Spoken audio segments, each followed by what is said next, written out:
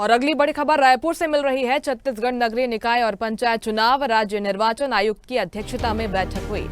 नगरीय निकाय चुनाव की तैयारियों की इसमें समीक्षा होगी। आपको बता दें कि राज्य निर्वाचन आयोग के बड़े अधिकारी बैठक में शामिल होने वाले हैं। कल मतदाता सूची का अंतिम प्रकाशन होगा।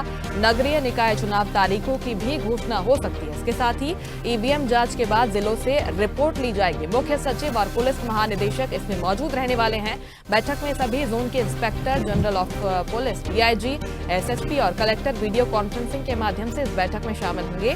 विधि व्यवस्था को लेकर भी मजबूत रणनीति बनाने पर इस बैठक में चर्चा होगी। कहा जा सकता है कि जल्द ही राज्य में चुनाव की तारीखों का ऐलान हो जाएगा। 18 जनवरी को अंतिम मतदाता सूची का प्रकाशन होगा और इस बैठक के बाद कहा जा रहा है कि जल्द ही चुनावों की तारीखें सामने आ जाएंगी। और इस खबर पर ज्यादा जानकारी के साथ रायपुर से संवाददाता सुधीर वर्मा लाइव हमारे साथ जुड़ गए हैं। सुधीर, कब चुनाव होंगे, इसको लेकर सभी को इंतजार है। इस बैठक के बाद क्या चुनावों की तारीखें सामने आ सकती है? कब तक प्रदेश में चुनाव संभव नजर आ रहे हैं?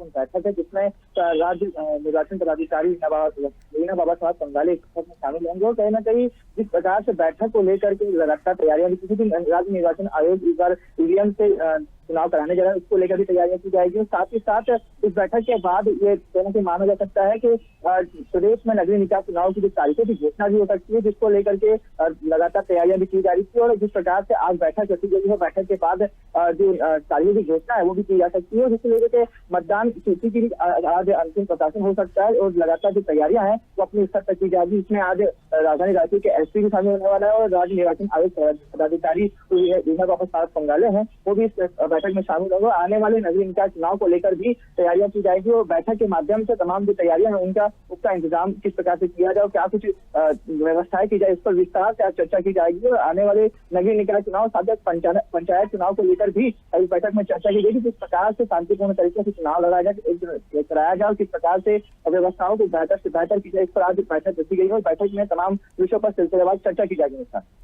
बिल्कुल, कहा जा रहा है कि 18 के बाद तारीखों के ऐलान हो सकते हैं और जैसे डिप्टी सीएम अरुण साहब ने भी कहा था कि सरकार की तैयारियां पूरी हो गई है।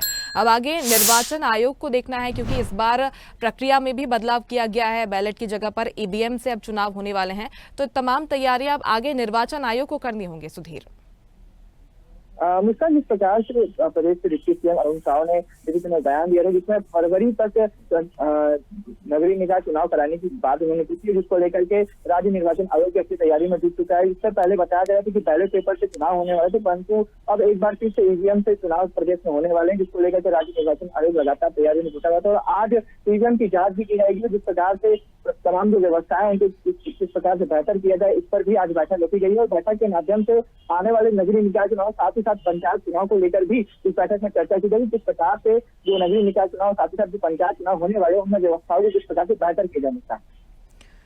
बिल्कुल, राज्य निर्वाचन आयोग अपनी तैयारियों में जुटा हुआ है। बहुत शुक्रिया आपका सुधीर जानकारी पहुंचाने के लिए। लेकिन ये चुनाव काफी महत्वपूर्ण इस लिहाज से भी क्योंकि चुनाव प्रक्रिया में बदलाव किया गया है। बैलेट पेपर की जगह पर ईवीएम से इस बार चुनाव होने हैं। सरकार की तैयारियां पूरी हो गई हैं। हर पार्टी पूरे दमखम के साथ इस चुनाव में उतरने के लिए तैयार है। अब निर्वाचन आयोग भी जल्द ही तारीखों की घोषणा कर सकता है और जल्द ही प्रदेश में चुनाव की तारीखें सामने आ जाएंगी। लेटेस्ट खबरों के लिए लाइक, फॉलो और यूट्यूब पर सब्सक्राइब करें, बेल आइकन दबाएं, साथ ही विजिट करें swedishlive.com पर।